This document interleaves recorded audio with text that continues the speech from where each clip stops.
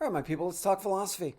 Today we're going to get back to basics and use a little logic to analyze a little argument in hopes of cultivating a little wisdom. The argument we're going to look at comes from a YouTube short from Brandon McGuire at Daily Dose of Wisdom.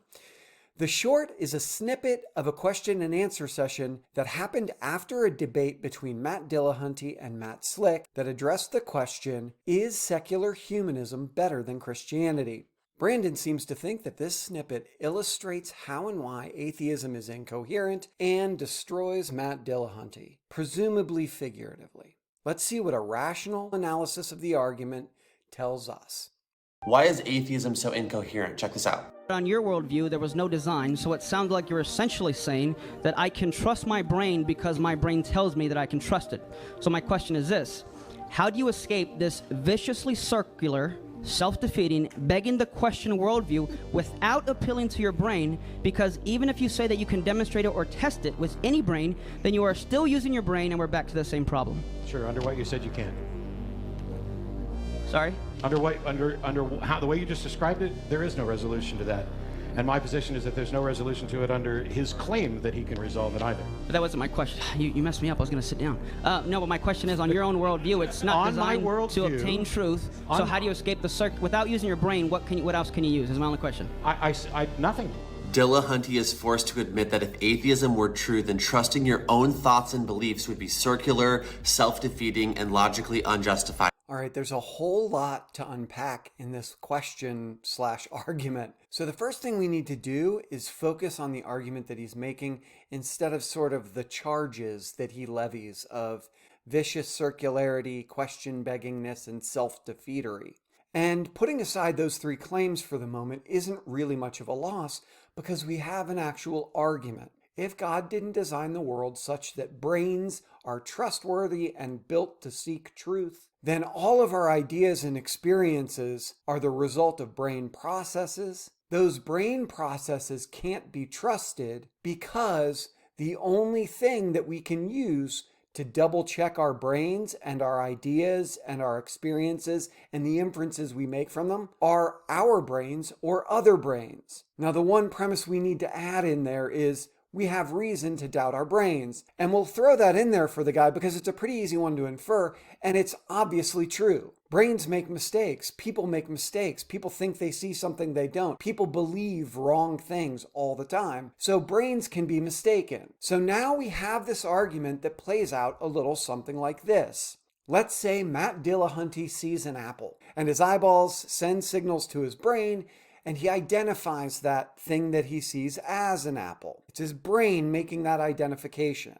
So he has an idea of an apple, and his belief is that idea in his head corresponds to this thing out there in the world. But Matt's a skeptical dude, so he wants to double check himself. So he goes over and has another sense experience of the apple by touching it or maybe tasting it. But all of that information's processed where? In his brain. Our questioner's concern is, even if Matt sees and touches and tastes and smells apple, he may say, ooh, thumbs up. That was an apple. That thumbs up is all we've got. And that, I think, is the vicious circle that our questioner's talking about. Matt Dillahunty believes there's an apple out there in the world because he saw one, but that information's processed in his brain. So to double check it, he uses his hands or his tongue or smells the apple, and that information's processed in his brain as well. So when he gives himself a thumbs up, we have no way of being certain that what Matt actually saw was an apple. And we can't get around it if we say Matt Dillahunty checks with someone else like Matt Slick. Let's just say someone threw an apple on stage during their debate of hot Matt on Matt action, which we'll forget I ever said that. No, he won't, because I'm going to leave it in because I thought it was funny. So Matt Dillahunty asked Matt Slick, hey, do you think this is an apple? And Matt Slick says, yeah, looks, tastes, smells like an apple too, but that's just one brain checking another brain. And if all our brains are flawed and fallible, then we have a problem because we can never be certain about the apple. This should sound pretty familiar to some of you because it's Descartes' problem of epistemic self-doubt. How can I be really sure about what I know? Descartes was saying you could be dreaming. You could dream that this was an apple, and your dreams feel real. Later, he'll even push it farther with his evil demon, who could be fooling us that laws of logic or rules of math are just elaborate ploys by this demon to deceive us. Or it might sound like a brain in a vat problem. Hillary Putnam, brains in vats was 1981, I think. If you've heard people talking about brains in vats before and you've never read that paper, go read it. It's really cool. There's a reason everybody talks about the problem illustrated in it. All of these are reasons that this question is kind of really interesting and important. How do we really know for sure that our experiences of the world are accurate and reflect some sort of reality out there? Now that we have a handle on the question, let's make sure we have a handle on Dillahunty's answer by returning to the original video of the debate and making sure we have his entire response. I have no access to anything other than my brain. I'm not claiming that my brain is producing truth or that it is absolutely representing reality accurately. The only thing that I can do is continue to take in experiences and evaluate the consequences of my actions as I experience them with respect to the goal. You could say, okay, this is so that we're back to essentially the problem of hard solipsism, not in a brain of bat version, but in the sense of validating this. So I've had an experience of the world. How do you know it's true? Well, by definition, my definition, truth is that which conforms with reality. And it's the reality that I experience that matters. You just keep shaking your head. What am I getting wrong? How you escape the circular reasoning that I can trust my brain. Because, okay, there, thank you. Okay. You can't, thank you. So Dillahunty points out a few things, all of which are consistent with our presentation of the problem. Hell, he even mentions brains and vats. He characterizes it as a problem of hard solipsism. In general, solipsism is the idea that there's only one point of view I can ever access, and it may be the only one in the universe, my own. I'm a conscious being with only this lens through which I can see the world. Historically in philosophy, people might talk about this problem as being the problem of other minds. How do I know for sure other minds exist, and how do I have any access to their cognitive content, the things those minds are thinking? Dillahunty goes on to say that the best he can do is navigate his experiences and the information that he gathers from those experiences and act on them towards a goal. The questioner returns and says, hey, but how can you trust this? And Dillahunty restates what he originally said. I can't.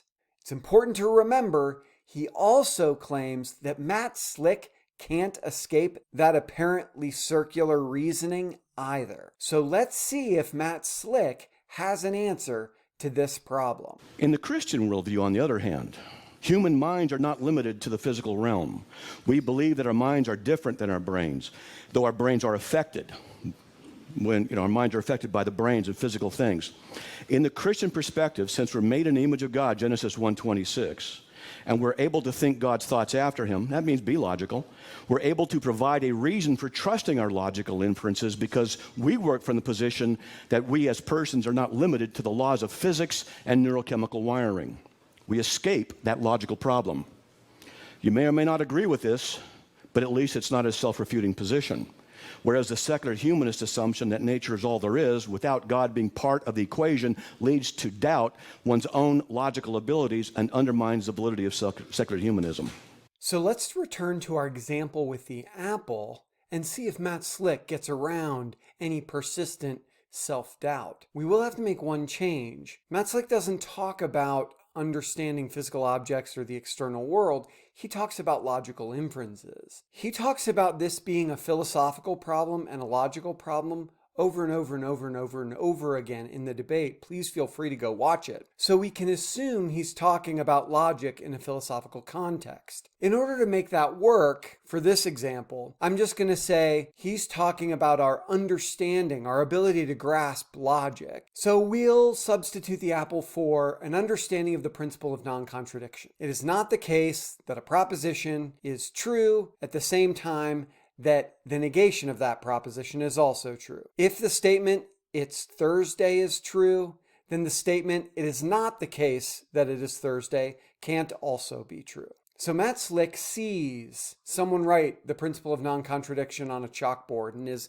intro to logic class, or maybe he reads book 4, chapter 4 of Aristotle's Metaphysics and gets the OG argument for the principle of non-contradiction. And whatever sense experience he had with the chalkboard or Aristotle's metaphysics was processed by his brain. Remember, brains affect minds, according to Matt Slick. But he also has some mental stuff going on up here that is independent or separate from his brain. With that combo platter of mind and brain, he cultivates the idea of, it is not the case that P and not P. And then he wonders to himself, hey, could I be wrong about that? And he has an answer to that question. He says, I know I'm right about that truth of reason because my brain may be human and physical, but my mind includes some of the thoughts of God, and reason has informed me of the laws of logic, and the laws of logic are perfect and godlike, so I can trust them because God implanted them in me. So now he gives the thumbs up to the idea of the principle of non-contradiction. Seems like he might have a way around our problem. But if you remember, when we were double checking our idea about the apple, we had to persist in our questioning. So in this case, we want to push a little farther to make sure we're right. We have to question this idea of God and where it came from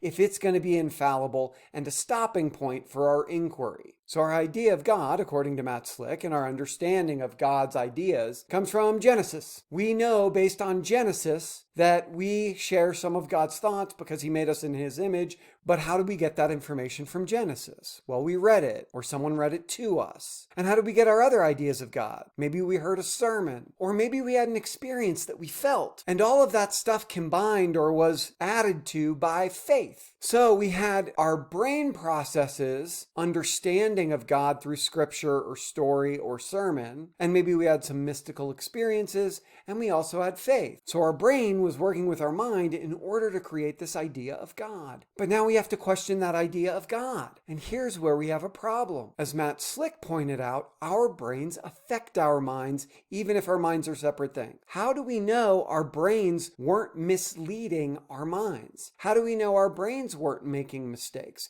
How do we know our brains weren't screwing up? Furthermore, our faith in that conception of God that confirms it and gives it the thumbs up, how do we know that wasn't mistaken as well? It seems if we're going to call into question experiences that are processed by our brains, we also have to call into question experiences that were processed by our minds that we know people get wrong. How do we know people get them wrong? Because people have faith in all sorts of different things. The person who is a suicide bomber for their faith cannot be right about their faith-based beliefs if the person who believes the suicide bomber is crazy is also right. They contradict. The very sort of inference Matt Slick relies on. Therefore, beliefs that are justified by faith can also be mistaken and ought to be questioned. So faith is just as likely to be misguided or mistaken as a brain is, and brains are just as likely to be misguided or mistaken as brains are. So we have the exact same circle we had before,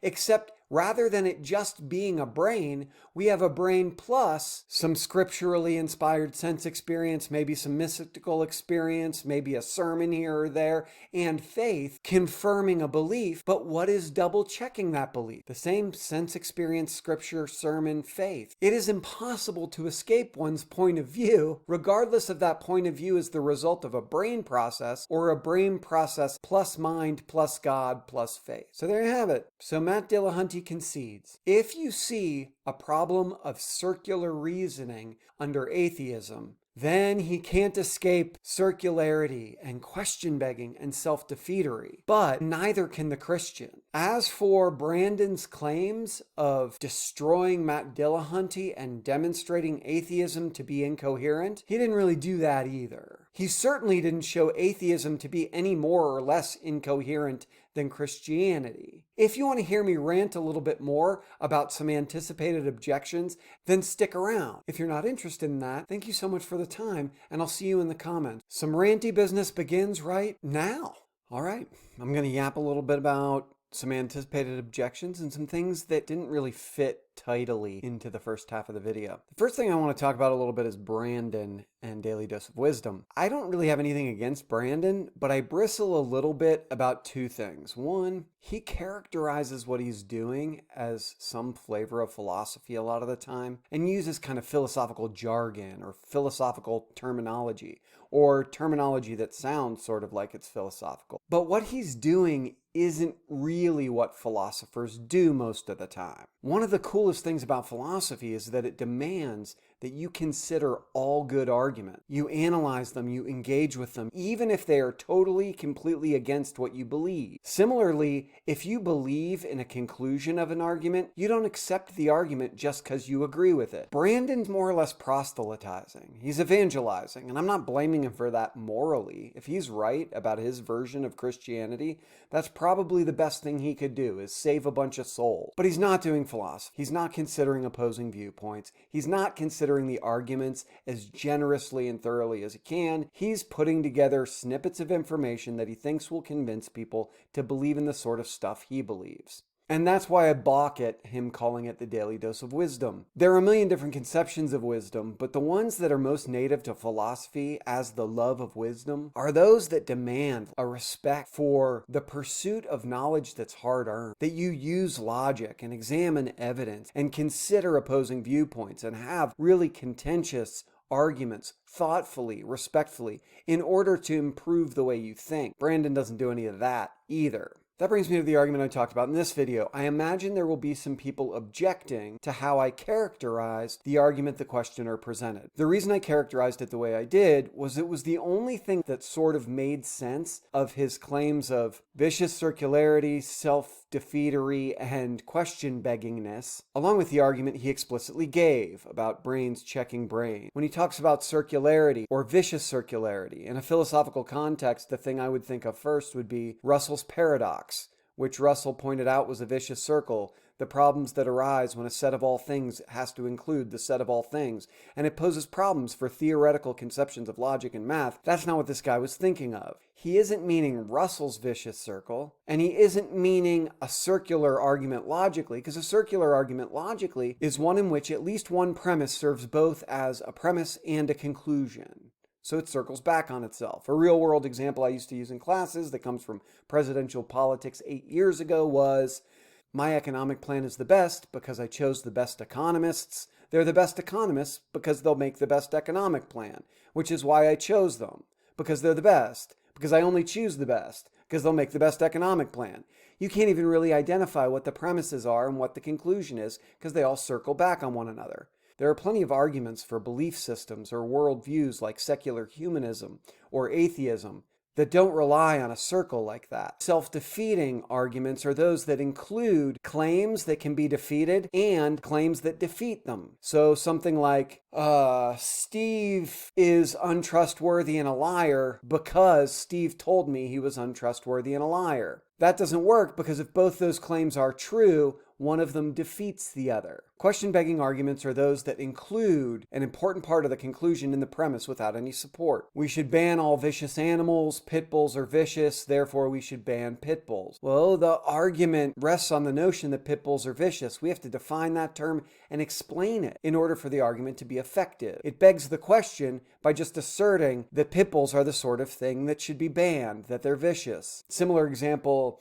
abortion is murder, murder is wrong, therefore abortion is wrong. Well, the definition of murder is something like unjustified or immoral killing. The whole argument hinges on the notion that you can support that claim. So without any evidence, the argument fails. So the only argument I could really posit is the one he explained, and that's an argument about verification or fallibility or solipsism or other minds. But it's not a logical problem.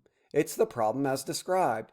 Can I be certain that my brain is right if my brain's the only thing I'm capable of checking it with? And that's why I think it's interesting that Brandon would pay so little attention to Matt Dillahunty's answer. Because his answer was, of course I'm susceptible to that. So is he, even if he claims he isn't. We all only have one point of view. It's impossible to step outside of it. So no one ever gets to step outside their point of view and validate their experiences, understanding, cognition, etc. from a different perspective, because we only have one. That's why I wish Matt Dillahunty, when the question was asked, would have said, it's not that my brain tells me I can trust it, it's that I do trust it, and it's the only option. And it's the only option for you as well, which is what I was trying to get at in the explanation of how and why Matt Slick doesn't get around this problem either, because he only has one point of view too.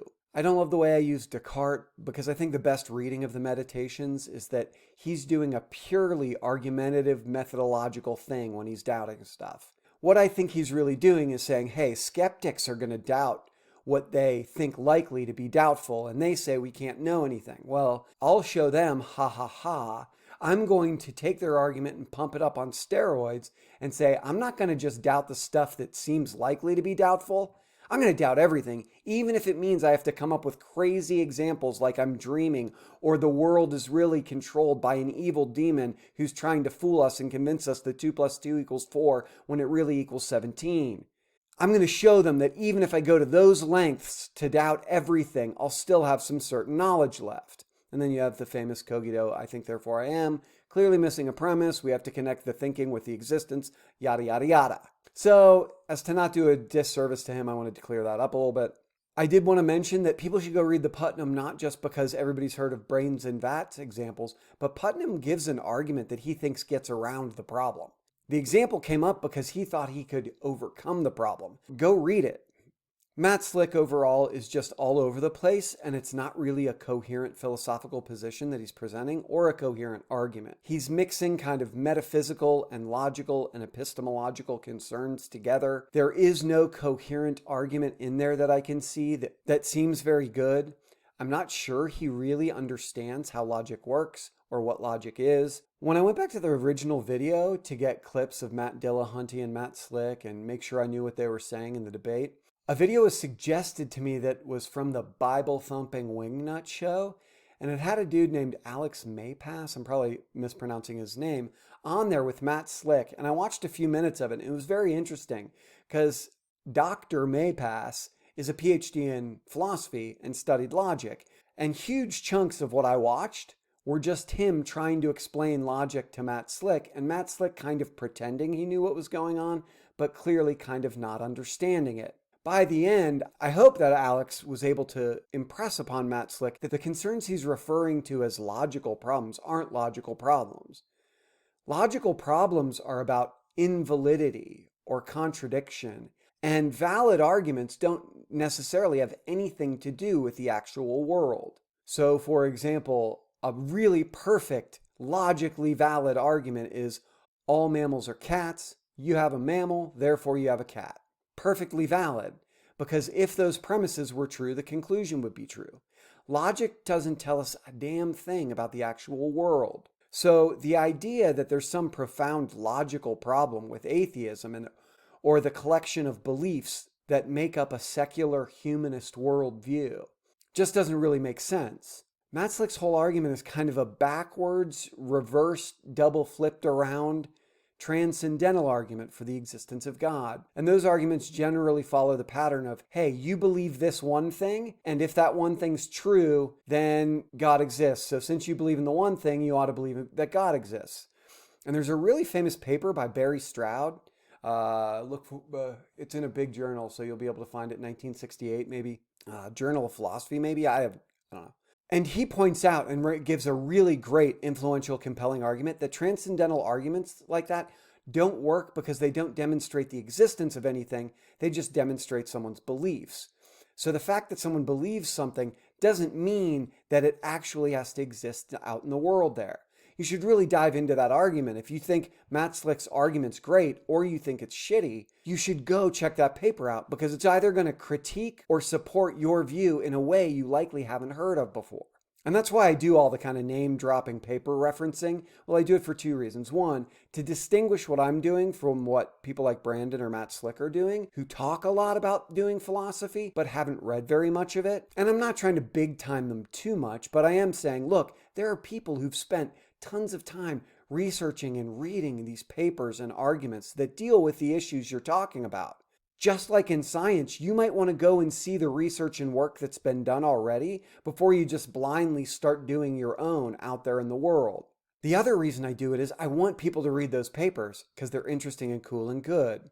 So I think that brings us to the end, other than me wanting to kind of maybe beat up a little more on Brandon, because at the end he gives his Matt Dillahunty admits that atheism is circular, question-begging, and logically unjustified. I'm not sure Brandon even knows what he means when he's saying those things. I'm guessing he's thinking of something like the argument the questioner presents, or Matt Slick presents during this debate. But those words conventionally in philosophy don't really mean those things.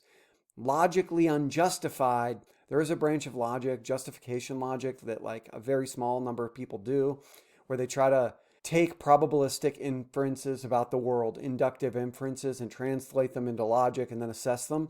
But that's not what Brandon's talking about. He's not doing that. But he's trying to sound like he knows what he's talking about to get more converts. But please, please know, that is not what people are doing in philosophy departments across the country. It's funny, I did a video on naturalism recently, and someone barked at me a little bit like, oh, you pointed out that almost all philosophers are naturalists, and the only place you're going to find non-naturalists are faith-based colleges. That was an appeal to the populace. No, it wasn't, because I wasn't saying that naturalism is right because almost every professional philosopher believes it. I'm saying it because I want people to know what to expect if they sign up for a philosophy class. And I also don't want them to be turned off to philosophy because they think what Matt Slick or Brandon McGuire are doing is thought to be very good philosophy. So I think that was enough yibbity yap. I really appreciate you sticking in for the extra time. I hope there was something of interest that made you want to argue with me or read something or think more deeply about a philosophical problem or an argument you've heard. I hope to see you in the comments. Thanks again for all the time and the extra time.